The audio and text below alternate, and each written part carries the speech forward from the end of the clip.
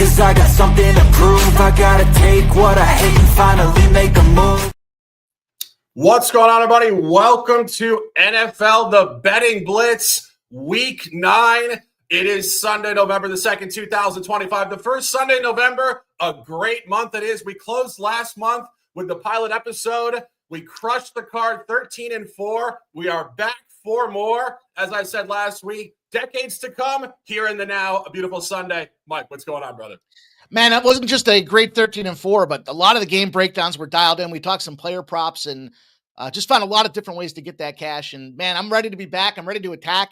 Had a glorious November 1st. We've got fall in the air. Soon enough, winter will be in the air, but it is a time to dominate. It was a dominating Saturday, and I'm looking forward to joining you here today while we roll down this lengthy NFL card, as a matter of fact. Here, it seems like we got more teams in play, fewer bye weeks, and should be a lot of fun. Absolutely. Only one divisional game this week. Actually, 12 games on the card we're going to detail. Mike said we're back and we're ready to attack. It is a suddenly not so casual Sunday. If you guys are in the chat, drop your plays, comments. We're going to do maybe a little Q&A at the end of the show. As I say, every single Sunday, 11 a.m. Eastern, daylight savings. Guys on the West Coast, you got an extra hour. Get out of bed. Let's talk some ball. And let's get into the card. Sundays are for the Sharps. First game of the card, we're going to Cincinnati, out-of-conference ball. Chicago at Cincinnati. Very interesting game here. Bears staying on the road off a blowout loss last week to backup quarterback situation in Baltimore, Tyler Huntley. Speaking of backup quarterbacks, Joe Flacco for the Bengals. A lot of moving parts in this game. I do think this leans towards more points. Cincinnati has played zero defense all year. This is really, I think, a nice buy low for Caleb Williams and the boys. 16 last week against the Baltimore defense. Cincinnati is not that. I'm looking towards the over. Mike, any thoughts? Yeah, I was looking at this game on the Bears side of the house here. 42% of the bets, 42% of the cash. Yet we've got this line that's gone from a +3, the early look ahead, to a -2.5. And you talked about it, right? The Joe Flacco situation coming into this game, and kind of surprise. But on the other side of things, you know, it's the offensive, I guess the inconsistency at best when it comes to Caleb Williams. And what's he going to do? Well, he's going to find a secondary on the Cincinnati Bengals team that's very vulnerable, 3-5 on the season. And this puts him in a favorable spot. I think this -2.5 is a reasonable number to cover. I'm going to double whack this thing, though. I've got the Bears. I laid the -2.5. The reason I'm comfortable with the spread, we haven't seen the spread make much of a difference, if at all, on the season. Dogs are winning outright. And if you're laying a 9, they're up covering by 14. We've got some big favorites on the card that we'll talk about as we get to it here. But the other guy I got to look at here is Odunze. Give me a touchdown at +130 for this guy. 4 straight games to start the season, 5 on the year for this guy to go out there and get a touchdown. I think they do have that opportunity with Caleb Williams to exploit. Ultimately, Swift being out of this game, that's a big factor as well. So now what happens is you got a Bears team that's got to kind of pass it just a little bit more because they've got some youth and inexperience out there in the running game. So I think they get the red zone targets. Give me a Odunze +130 anytime touchdown. I'll lay the 2.5 on the Bears too. Yeah, I mean, I wouldn't disagree. As I said, I think the over is the best look in this game. You can get it at 51 in some books now, 51.5. And, truthfully, this has been an over team now for a few years. It's really not quarterback dependent. It's the defense. Obviously, Joe Burrow's an over machine. Jake Browning, also an over machine. Flacco really just plays loose ball. There's no way around it. I mean, pretty well documented. He was out of the league. He was thrown around in the park with some kids a couple years ago, just watching NFL Sunday on his couch. All of a sudden, he comes back. Browns, Bengals, who knows? Next year, maybe the Steelers to really bring it all together, playing for every AFC North team. But regardless, this has been 3-0 to the over with Flacco. Over in Green Bay, 2 home games, 64 points against Pittsburgh in prime time a couple weeks ago. Last week, we sat here on this show and told you guys the Jets are going to win 39-38 Jets over, extreme over. This is where the Bears are going to score the ball. Ben Johnson, an offensive genius, and not much defense on the Cincinnati side. Opening up the card, take the over at 51, and let's cash. Keep it moving. Next game on the card, only divisional game here, 1 o'clock in Detroit. Minnesota visiting the Lions. You talk about year 1 to year 2 and the craziness of NFL football, how things can flip. The last time these teams played, it was Sam Darnold, Sunday Night Football, Week 18 in January, to win the division for the 1 seed in the NFC. Here we are in November. All of a sudden, it's J.J. McCarthy returning from injury, 3rd start of his career, really looking like a sketchy decision by the Vikings to move on from Darnold. McCarthy has not looked great. Lions are a unit. I would look towards the Lions. Mike, any thoughts? Yeah, Jay, we started the numbers here. 84% of the bets, 79% of the cash coming in on the Lions. It's moved considerably in their direction. It makes sense. Jared Goff dominates the Minnesota Vikings. He's got a perfect 8-0 against the spread on his career.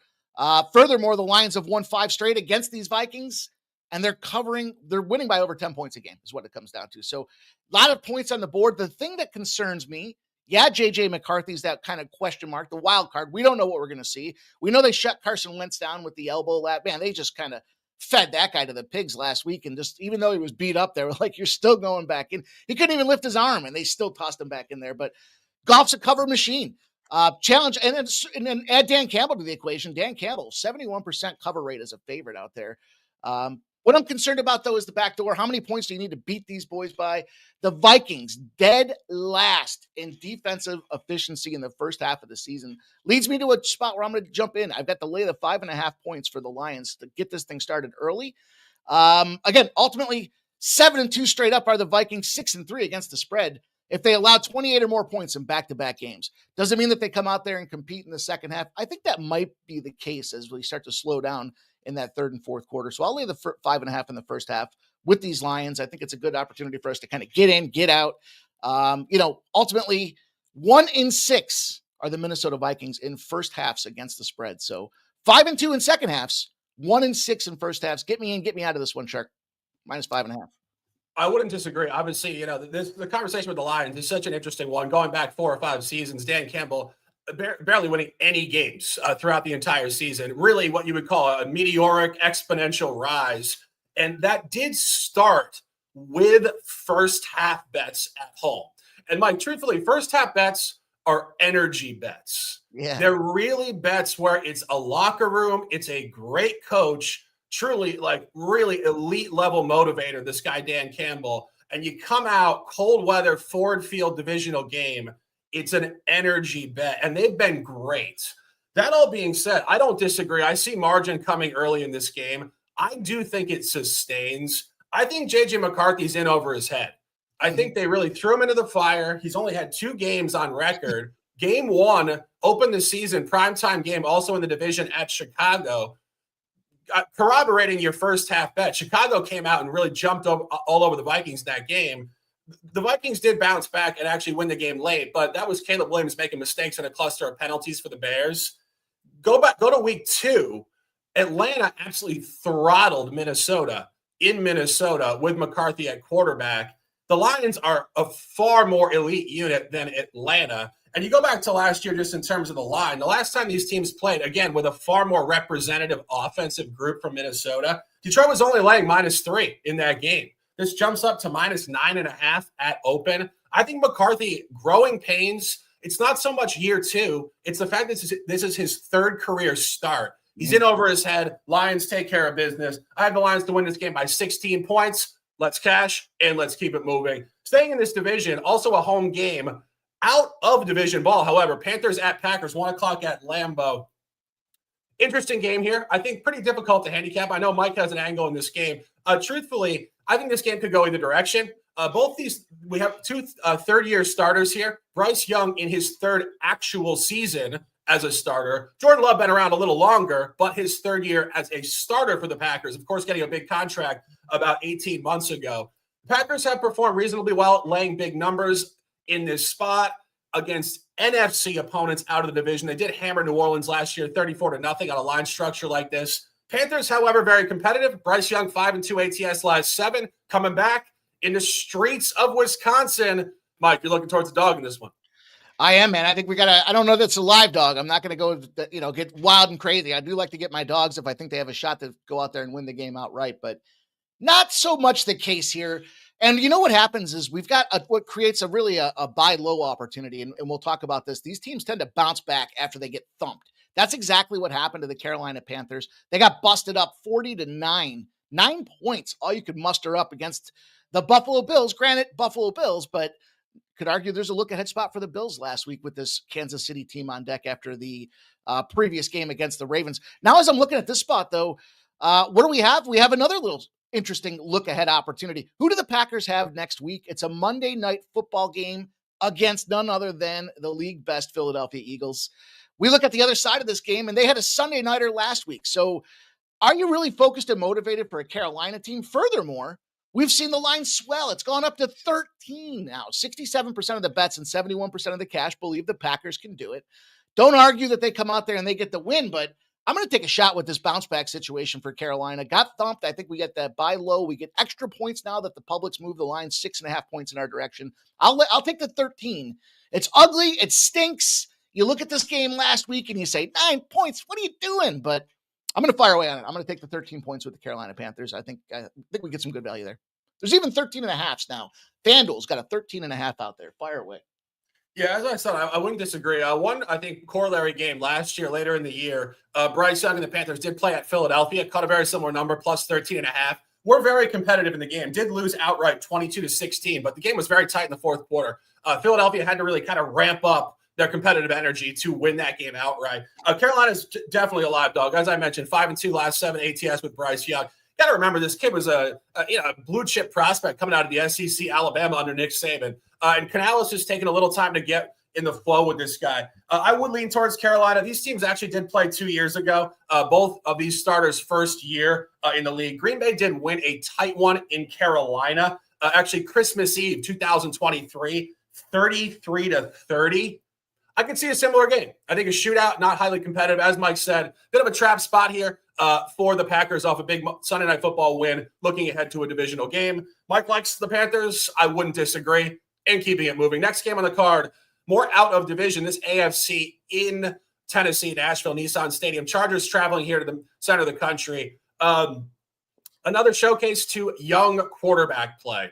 The Titans this year are 1-7 straight up. They're 1-6-1 ATS, and they have looked absolutely terrible at home, going 0-3 ATS and 0-2 with new coach Mike McCoy. Let me see if we get the graphics going here. Oh, there we go, Mike. I didn't know if we were frozen there. Yep. That all being said, you do not want to look towards the Titans in this game.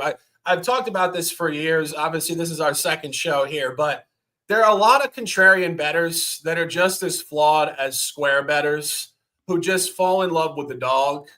This is not a sexy dog. This is a get obliterated at home dog. 3 games already on record, 14-point loss to the Rams, 21 to the Colts, and 18 to the Pats. Mike, this is maybe a chalk spot, this card in general. That's kind of symptomatic to out-of-division football. It's not rivalry. They don't really know each other. I think this is probably a Charger spot. Yeah, I mean, 10 points, the worst team. One of the worst teams in terms of home losing streaks in the history of the NFL is this Tennessee Titans team right now. And everybody's pouring in on the Chargers, 89% of the bets, 86% of the cash.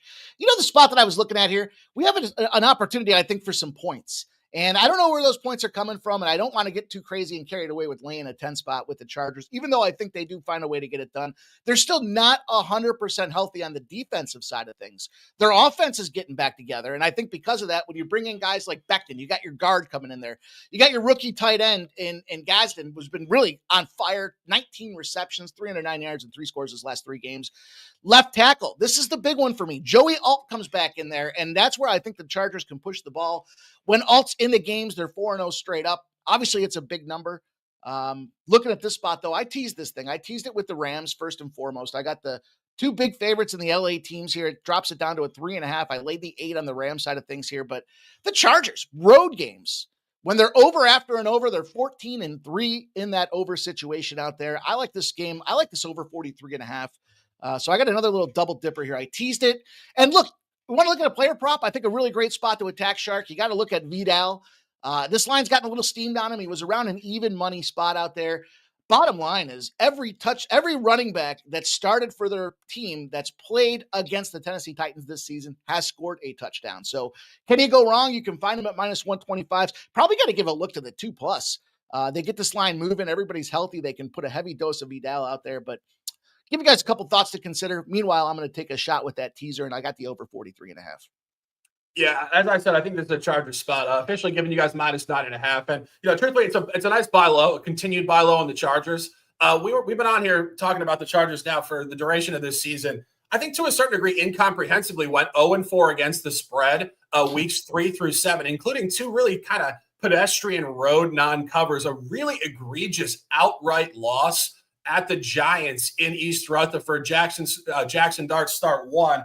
Justin Herbert just being loose with the ball. Too many turnovers. Kind of another loose one in Miami. Didn't cover the spread. Did win late 29-27. Really kind of busted out of their slump last week. However, Thursday Night Football, week 8, 37-10 against Minnesota. I think this is upward movement. It's a well-coached team. Harbaugh is elite. He has Super Bowl pedigree. He has not won. He has gotten there 10-plus years ago with the Niners. And final point on this, these teams did play last year, so we do have year 1 to year 2 line functionality here. Chargers did win by 10 points at home last year. Will Levis traveling to Justin Herbert. Key point, Chargers were only -8 at home. They're heavier on the road, meaning the books think there's actually more strength in a road game, weather at Nissan Stadium. This is strength. And Mike, final point on this, I agree with your over. Total last year, 38.5, moved up to 42.5. I have this game to hit 47 points on the average at final. Couple of exact score bets. I think this is going to finish somewhere around 30-16 Chargers or 31-17 Chargers. Don't buy Cam Ward. Maybe next year. Not today. Let's cash. Keeping it moving. Next game on the card. Falcons at Patriots. More out of division, out of conference ball here. 1 o'clock Gillette Stadium. Pretty crazy to sit here on week 9 Sunday and say the Patriots are the hottest team in the sport. They are. 5-0 straight up last 5. 5-0 ATS last 5. 3 road games, catching wind at home. Maybe too hot. Michael Penix comes back looking at the road team. Yeah, I think it's a good look for the Atlanta Falcons here. And I'll tell you what, looking at their previous performances, you talk about the run that the Patriots are on. Problem is you got a team that's built to run the ball. And, Michael Penix Jr. gets injured and, you got to bring guys in, like you mentioned, off the couch type of situation. But Bijan Robinson's the guy, man. He is him. And he can go out there and fire away. The Falcons, I think certainly have to lean on this guy to go out and do just that. Teams coming off a loss by more than 2 touchdowns, if they were a touchdown or larger favorite, are 33-16. So the Falcons rolled over a donut last week. They absolutely shit the bed. And it does give us a bounce back spot. Teams on the road, 24-9-1 as a road dog of over a field goal here, 10-3-1 against the spread in these bounce back situations. Bounce back is the key here. Yeah, Drake May's been phenomenal. They're talking about the records, the trends, the Tom Brady-esque. What a fortunate time to be a New England Patriots fan. You got your guy. But you can't negate the fact that 5.5 points is quite a bit when it comes to this spot there. Sharper respected betting came in earlier this week. They bought those Patriots. They bought them all the way up to 5.5. And then what happened is they hit that high water mark coming back the other direction. Give me the 5.5 on the Atlanta Falcons. Away teams to rebound against non-divisional opponents are 75-30. Lots of away team factors out there. If they failed to cover the spread by 26 or more points, that's blowout status. 147-90 they are in those bounce back spots. And then last but not least, I'll give you one more, Shark. Road teams in that bounce back after an absolute shit spread loss are 27-1-2 against the spread out there. I think you get some value with this 5.5 on the Falcons. Don't even be surprised if they come out there and find a way to get the upset.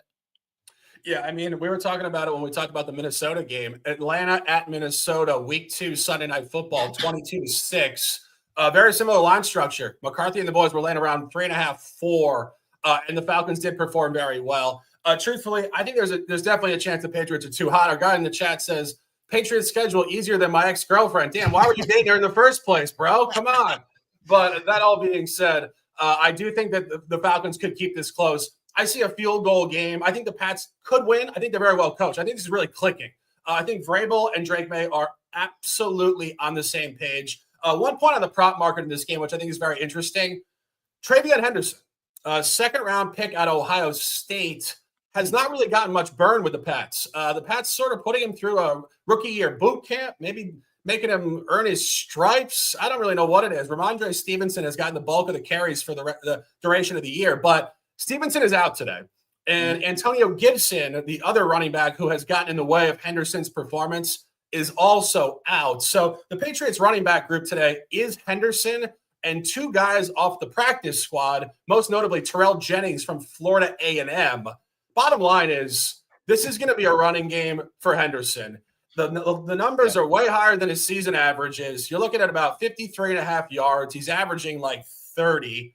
The averages are double his carries. And if you look at Atlanta on the road, they just haven't defended the run very well. Go back to their last 2 road games. Chuba Hubbard in a divisional game at Carolina really took them to town. And Christian McCaffrey in their most recent road game, primetime game 2 weeks ago, over 100 yards and plus 20 carries. Henderson is going to bust out in fantasy. I know a lot of people drafted this guy, including myself. He's been lackluster. There's always a buy low, and it's a buy low for a rookie who's finally going to get his opportunity. Take Henderson in both rush yards over and attempts over. And Mike, looking to the contrarian side of this game, Falcons plus 5.5. 3 plays, 1 game, keeping it moving. Next game on the card, Niners at the Giants, 1 o'clock, MetLife Stadium in East Rutherford, New Jersey. Interesting game here, tough game here.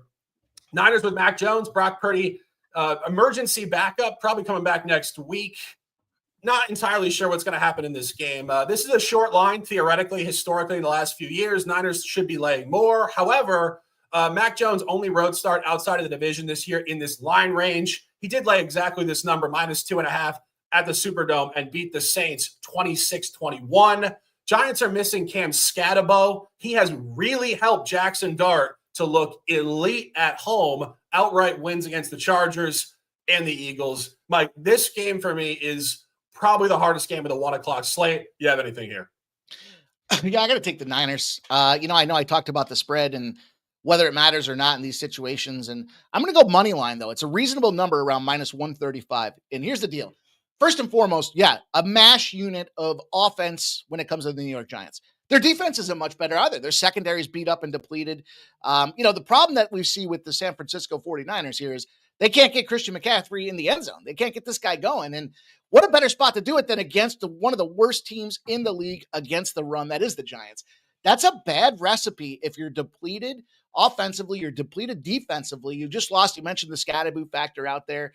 Theo's going to have himself a mighty fine day, I think, at the tight end position because there's nobody else. Then you look at it and say, okay, let's look at game script for a second. If I got to pass the ball because I can't rush the ball with my Scatterbo component out there, now you're taking a guy in Jackson Dart. You're making him a one-dimensional opponent or a one-dimensional guy. He's got to pass the ball. That creates a lot of opportunity for turnovers for a young guy that's facing, frankly, a conference rival. NFL favorites against struggling conference rivals are 23-8. Road favorites against shit teams at home are 7-0 against the spread to kick the season off. And last but not least, the between the threes. I love talking about these numbers because the books don't know what number to put on them. They're saying, all right, who should be a favorite? Who should be a dog? And arguably, you could look at this number and say the home team and the Giants should probably be the favorite to some degree. But when the Giants fall in between the threes, they're just 1-8. I think this is a great opportunity for us to take a shot. It's a little bit more of a gamble than I'd like to be involved with here because both these teams don't stack up great, but I think there's just too much going in the favor of the Niners, Shark. Yeah, as I said, tough game. I will defer to you on this. So our official take on this game is -2.5. I'm going to take the money line on this one, -135. Okay, absolutely. Done and done. Take the money line and keeping it moving. Next game, 1 o'clock in Pittsburgh, Acrisure Stadium. Colts traveling to the Steelers. Another interesting game here. Not a ton of rivalry between Daniel Jones and Aaron Rodgers, but I do think we have matchup data. These teams did play last year. The Colts, with a different level of quality, lower quality, I will say, did beat Justin Fields and the Steelers at Lucas Oil Stadium, now a road favorite. I think that's very noteworthy. I think the Colts are a bye team. They're 7-1. They have the best record in the sport. I don't think they're going anywhere. We said this about the Pats maybe being too hot. I don't think the Colts are too hot. They were 17-17 straight up, first 34 under, in my opinion, elite head coach Shane Steichen. When you're that mediocre for 34 games and then all of a sudden you win 7 out of 8, you're not pulling back south in your average. You're continuing up. Mm-hmm. And I think the Steelers, truthfully, our guy in the chat saying the Pats are fool's gold. I think the Steelers' 4 wins are the softest 4 wins you will ever find in this league. Mike, any thoughts? Yeah, man, I mean, schedule-wise, strength of schedule, you're right. You haven't played anybody. But that being said, on record, I've said it now 3 weeks in a row. Get yourself some Jonathan Taylor MVP tickets. You don't want to miss out. It was 50-1 when I started talking about this play, the number that I was able to lock down. I just cashed my MVP for the World Series with Yamamoto. Everybody said I was crazy. That was a 35-1 casher. Projected that thing right to the wire. And yeah, you can only play who's in front of you as it relates to this game. Happens to be the Steelers that are in front of him. Now, can you see old man time and Aaron Rodgers bounce back? Well, we got an interesting dichotomy here between the way the public's betting here, the Colts. They love the Colts. 68% of the bets have come in on the Colts, but 59% of the cash has come in on the Steelers. And it's the hook, I think, that's got everybody excited here. The plus 3.5 seems to be a favorable number. 44.5 have swelled to 51.5 on the total. 44% of the bets, 71% of the cash. And I mean, is it just too easy to take this Colts team now that they're going to face some competition? I heard a great quote. I think it was, I can't think, Patriots, former Patriots receiver talked about it. I was listening to the NFL Network earlier this week. He's like, we love playing against Tomlin because the guy makes no in-game adjustments. What you see is what you get. He scripts the plays out early, and he just can't like read and react to what he's facing on the other side of the field. So that does concern me because, yeah, the new guy here, Indiana Jones, is able to go out and show a new lease on life. He's got to be feeling really great about the opportunity. I think Jonathan Taylor goes beast mode today. I just don't know if I can see the Steelers reading and reacting. I think that's the trouble that they have out there. Challenge, though. You win 4 in a row, huge blowouts and back-to-back spots, and you're a road favorite. You do come in 83-128. So just to be unbiased here, doesn't necessarily have the biggest, strongest number or play to get involved with the Colts with that hooker. But I'll defer to you in this game here. I think Jonathan Taylor has a great day. And look, over 52.5 yards for me will be an official play that I got out there. In fact, let me shop that price while you're tying us up on this one. Yeah, exactly. Kelly in the chat. Kelly, what's going on? It says last weekend 11-3 favorites. Where's the dogs today? I'll say this. This is not really how it goes in the NFL. It's not necessarily just like the market just polarizes because it has to. What you're looking at here is really a league with a ton of young quarterbacks. This game is not that, but you have year 1, year 2, and year 3 starters across the league and tons of backups.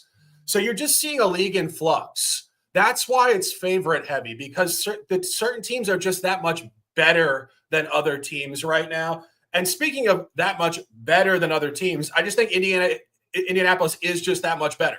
As we mentioned, Pittsburgh 4 wins. Barely beat the Jets, beat the Pats, beat Minnesota with Carson Wentz, and beat Dylan Gabriel at home. It's not representative of anything. And the Colts truly, I think, travel well here. One of the things that I was a little afraid of is the Colts actually go to Germany for next week's game in Frankfurt. They do play against Atlanta in Frankfurt next week. I actually didn't mention that with the Atlanta side against the Patriots. These games before teams travel overseas oftentimes become a trap. We do have data here, though. Steichen, year 1 as Colts head coach, did actually play a game in Frankfurt, I believe. Frankfurt or something like that, somewhere in Germany. The game before going to Germany, the Colts played a road game as a small favorite at Carolina. I was on a show a couple years ago saying it's a trap, it's short, it's Bryce Young, all this stuff. They're going to Germany. No problem. Colts 27-13. I think there's purely a class difference in this game. I honestly think Mike Tomlin might retire at some point soon. This is zero shade from me to the Steelers and Mike Tomlin. He has been excellent for a long period of time. They haven't won a Super Bowl in over 15 years. This is becoming Jeff Fisher status. Like, at least when Bill Belichick retired, he had won 3 championships in the previous 7 years. This is really out the door. And I think it coincides with Aaron Rodgers probably in his last season as well. This is upward movement. Shane Steichen, young coach, upward movement. Daniel Jones in the right environment, a pissed off Colts team, and a Steelers team going nowhere other than down. Final point on this. The Steelers have gotten outgained by almost 800 yards this season, dominated the line of scrimmage. We're living, I would say, fraudulently with turnovers the first 6 weeks. That is also regressing to the mean. They're not dominating turnovers. And the Colts are actually +8, third in the league in turnover margin. I actually could see a blowout here today. Take the Colts and let's cash. Next game on the card, more 1 o'clock stuff. Contrarian special here. Texans hosting the Broncos. This is one of those games where you just look at the records. You see Houston under 500, favored against the 6-2 Broncos. Your eyes should light up. Mine did. I like the Texans. I told you guys last week the Texans are going to beat the Niners. I told you it was a buy low, and also it's a 3-game homestand for the Texans. This is where they get really comfortable and ready to go. I think the Texans continue it today and get a win. Mike, any thoughts? Big money coming in on the Broncos, and yet we're seeing that reverse line movement. Always something that concerns me when we look at the cash flow splits. 80% of the bets, 74% of the cash coming in on the Broncos. Problem is the Broncos are busted up, and they're starting to show a little bit of some challenge out there. Well, Houston, 2 weeks ago, I was not high on the Houston Texans. They let me down. CJ Stroud did not quit, though, on that program whatsoever, and he fired off. He screwed me on a same-game parlay with, I think, 30 seconds left. It was about 1:30 a.m. in that second game of the Monday night doubleheader. Problem is, for the Denver Broncos now, you got Christian Kirk and Nico Collins should be coming back for this game. CJ Stroud did look better. Woody Marks, where the hell did this guy come from? He's been on fire. He's a guy out there that's a good kind of check down, lateral off to the running back to get some receiving yards on the ground out there. So gotta like that spot. I agree with you. I think this is a Texan spot for me. Fading, the favorites that have a high passing touchdown ratio, 121 and 88. They're 9-1 their last 10 out there. Broncos 6-2 looks pretty, but look at some of those games, man. They struggled against the Cowboys. The Cowboys, I don't need to go on a rant about how fraudulent they are. Big comeback against them Eagles. They shouldn't have had that one out there. And then outside of that, it's the Titans. So I'm not buying this Broncos team and this record at this point right now. I think they're going to be some exposure here. They might be on fraud notice tonight, and I'll take the Texans with you here. I think this is a good spot. Yeah, absolutely. And really, it's rare to find a 3-game homestand like this in pro football. Obviously, 17 games, tons of zigzag, all sorts of stuff, traveling overseas. It is certifiably rare to find this. This is their comfort zone. And as you said, Mike, the Broncos have not looked particularly good on the road. Did lose a game to the Colts early season, -2.5, 29-28. Very similar line structure, opened as a small favorite, and really looked horrible overseas in London against the Jets, 13-11. This is a home team. They play well at home. They cover spreads. They're very, very I would say explosive offensively. We saw them put up 33 points in the fourth quarter 2 weeks ago against the Giants. And last week, obviously, 44 against the Cowboys. This is a big-time spot. D'Amico Ryans will have these boys ready. Take the Texans, and let's cash. Next game, we're going 4 o'clock.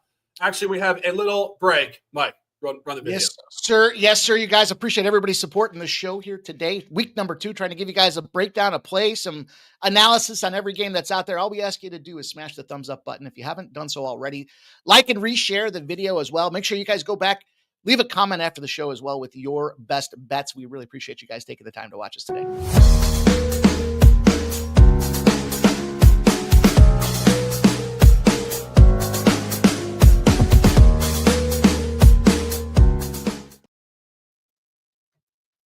Four o'clock slate, 4:05 in Vegas. We see you guys out in Vegas, gambling, hanging out, pool parties, resorts, islands, all of it.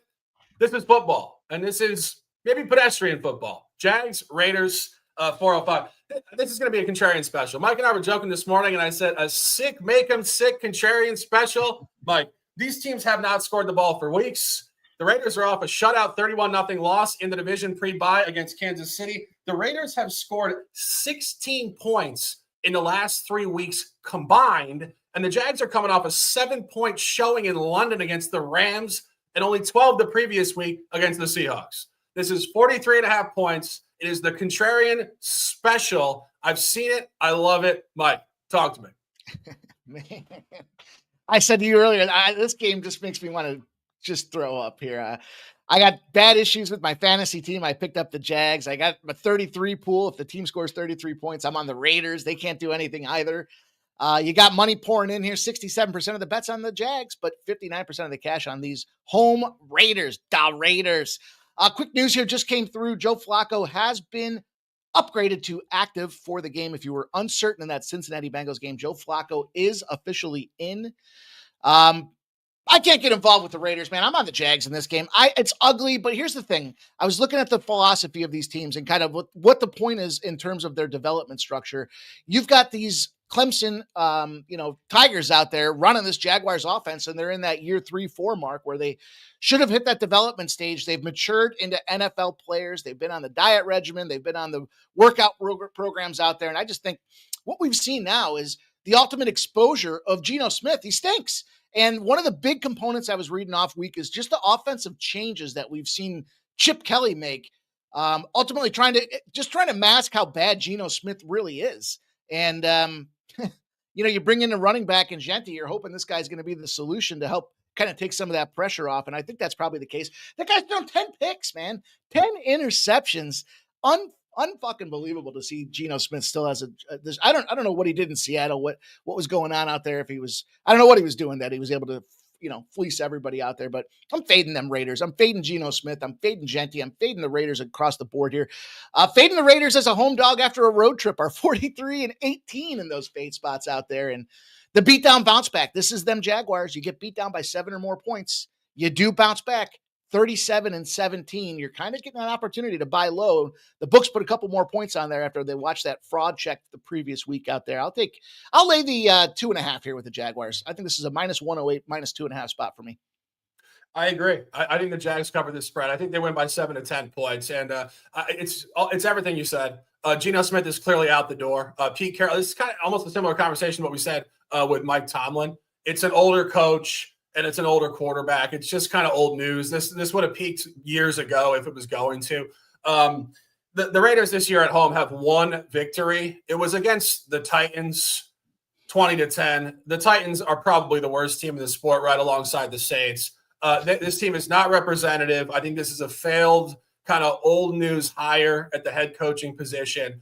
And as Mike said, this is bounce back Jags. Not only that, this is off a bye week, a shellacking in London. And this coach, Liam Cohen, he's got some dog in him. I was watching him during the blowout in London because coaches react differently in blowouts. And I think it actually tells a good story of who the coach is, how they're reacting when things are going wrong, not right. It's easy to be cool when it's right. I liked his general decor. I thought he just handled it very well. He looked intelligent. He looked like he had fire, but not anger. And I think they're going to channel that in a positive direction. I like the Jags here at -2.5. And I do think this game does go over. Contrarian special, take the over, take the Jags, and keeping it moving.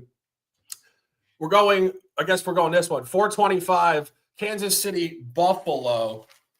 This particular game, the big dog special here. We talk about all these different games this week that are all sorts of out of conference, all sorts of rookie quarterbacks. Not this. Biggest game on the calendar, in my opinion. This is bigger than Chiefs-Ravens. This is bigger than Chiefs-Lions. This is bigger than Bills-Ravens in the opener. This is the rematch. This is a 4-time revenge game from the playoffs. The Bills have lost 4 straight playoff games to Patrick Mahomes. However, they do dominate the regular season. This is an interesting spot. Mike, any thoughts? True test of your showmanship, because I screwed up the order here. I see I went from Saints Rams over to Chiefs Bills. Mike, you just didn't want to talk Tyler Shell, the kid from we'll get there. We got her teed up, but you are true professionals, shifting on the fly, ready to go, getting excited. The 425 game. Hell yeah, I got something to say about this game, man. The Chiefs and the Bills, 69% of the bet, 77% of the cash coming in on this game. Total at 48.5, moved to 52.5. And you got 46% of the bets and 68% of the cash.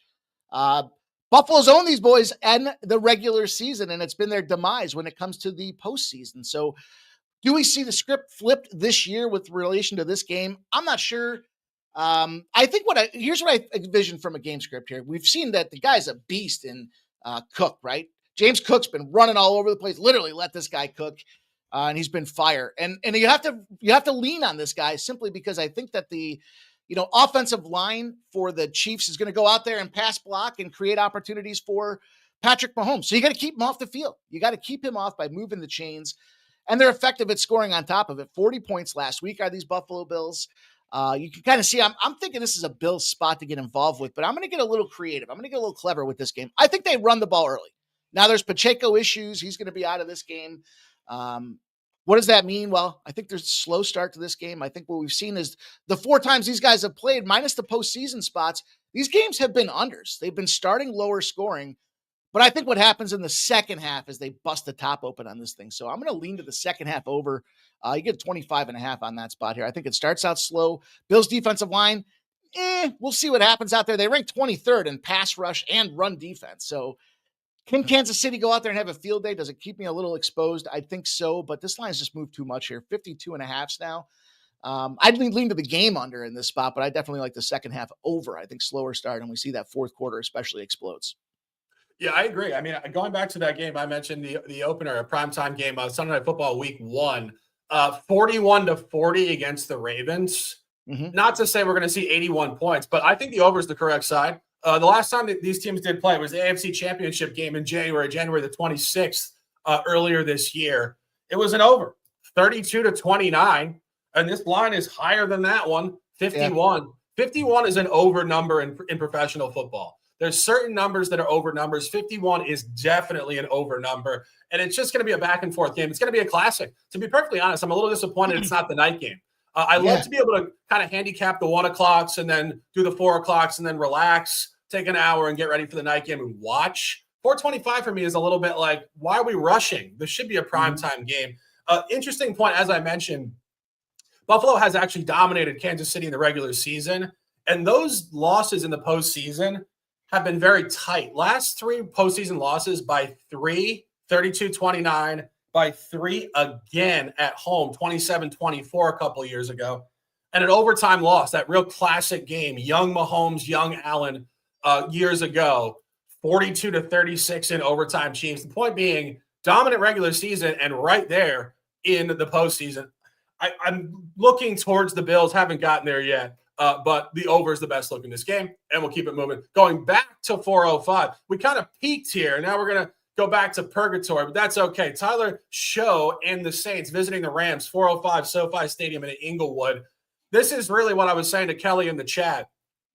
Tons of young quarterbacks. Doesn't get much younger than this. This kid is making his first career start at the Rams. Mike and I were joking about this before the show. Why do these coaches wait for like the worst possible game to throw these guys into the fire? Like he couldn't have put him in for a nice home game against the Giants or something. Nah, you got to put him in against McVay on the road just to get completely disrupted and his ass kicked. Mike, this is your classic blowout line under game where the Rams probably score like 30 and the Saints probably score like 7. I think under and blowout. What do you think? Yeah, blowout indeed. I told you the guys, I've got the Chargers, and the second half of that teaser was the Rams. So I took that down.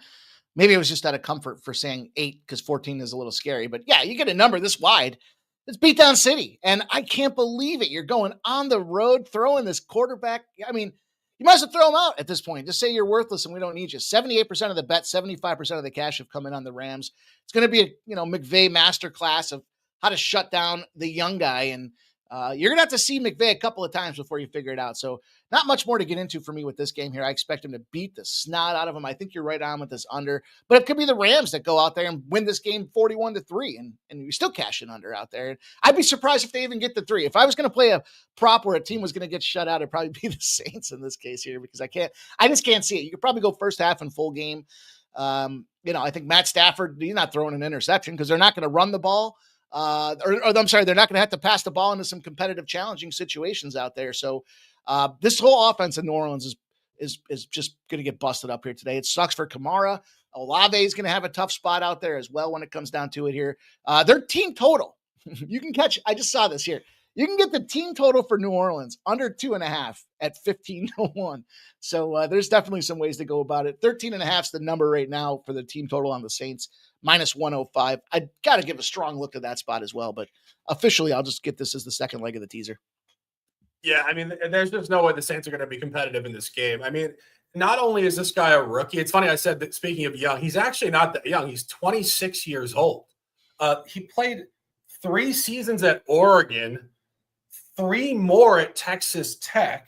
And then Louisville last. I still don't understand how these guys get 6 years of eligibility. I understand red shirt, you play a limited amount of snaps. I get it. But, like, he's a rookie at 26. What?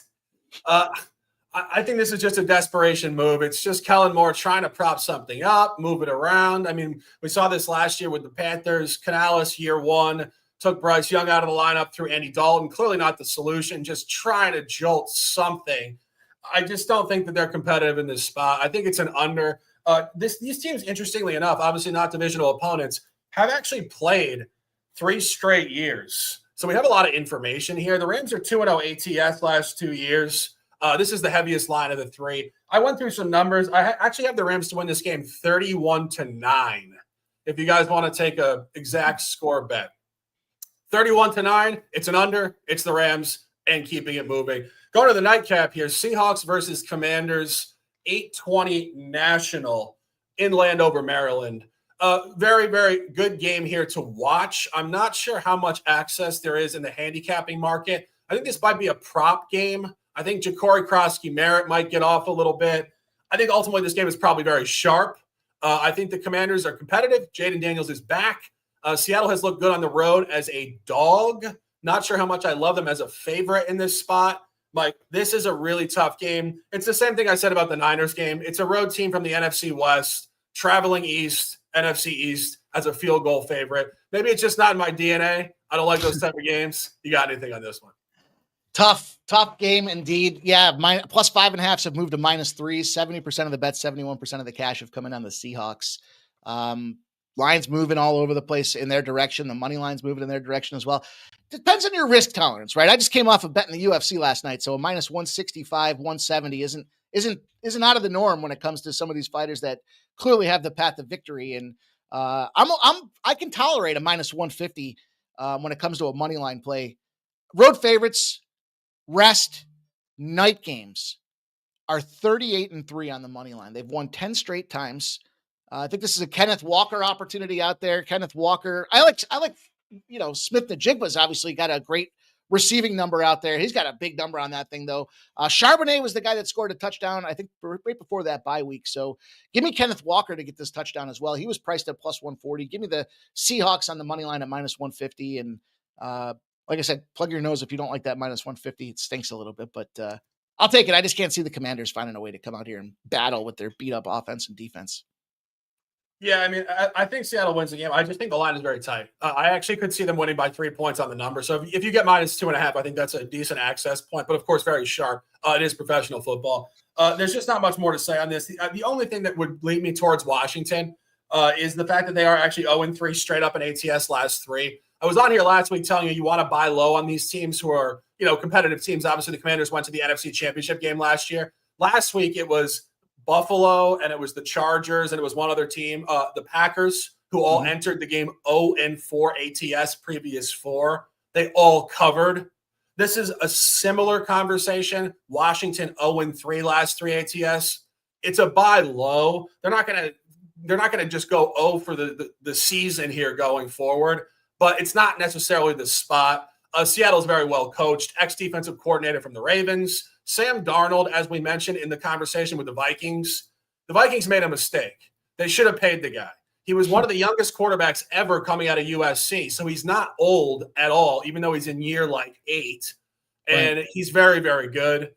I think the Seahawks probably do win the game, but just a conversational point as we go forward, Washington will be a bye team. If they not, and actually, crazily enough, if they don't cover tonight, that gets them into that 0-4 ATS zone. So look for Washington potentially next week. That's 49 minutes, and we got best bets. Let's go. Great job. Let me get the video fired up for us.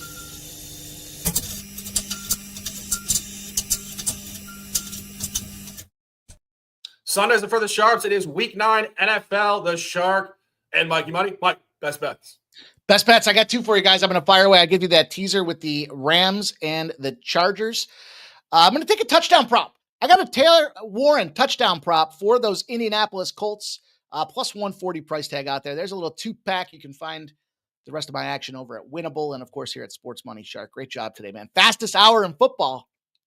Congratulations. No doubt. Next week or the week after, we want to get the Q&A going. Obviously, second episode for us, so we're going to really try to engage with you guys in the chat, and you guys get to know us and our on-air flow and the camaraderie of the whole show, and it's going to be great. We'd love to take some questions, but truthfully, it's almost noon here, and I know daylight savings and a lot of moving parts. So we want to do Q&A going forward. We encourage you guys in the chat. We know there's a lot of people that watch but don't interact. We see you guys. We appreciate you guys. Just drop questions, and we will do that segment maybe starting next week. That's it for now, however. Mike, my best bets. I almost forgot. I'm so wound up with the high energy here. My best bets, we are giving you guys Bears, Bengals over 51, and Trevian Henderson rush yards over and rush attempts over. 3 top plays. Let's dominate. Mike, give them some words, and I'll close it out. Great job, man. Always excited to get the opportunity to work together with you on screen, and your preparation, professionalism, ready to fire up. So I get jacked up for that, man. This is one of my favorite shows of the week. You can follow me at X at PimpSlapPod. And of course, Best Bets premium selections available over at Winnable. So looking forward to more to come, you guys. We fired 13-4 last week, Shark. Let's see if we can, the bar's been set way up there, but I wouldn't expect anything else with a guy like yourself. So appreciate you doing this, my friend. Tell them what's up. Tell them where they can find you. Absolutely. If you guys want to follow me on X, it is Sharks N Sports 88, and also packages NBA and 365, $3.99 football, baseball, basketball. Also on Winnable, the best platform for you guys to interact with myself, Mike, and others. See you guys in the chat yet again. We appreciate you guys. Razor in the chat, checking in at the last minute. Better late than never. We see you guys. We appreciate you guys. Have a beautiful Sunday. Take all of our information, put it to use. All official plays are posted on Winnable VIP packages and on my channel. I am the Shark. He is Mikey Money. Let's dominate this card. Have a great day, people. Stay strong, stay fast, stay disciplined, and let's dominate.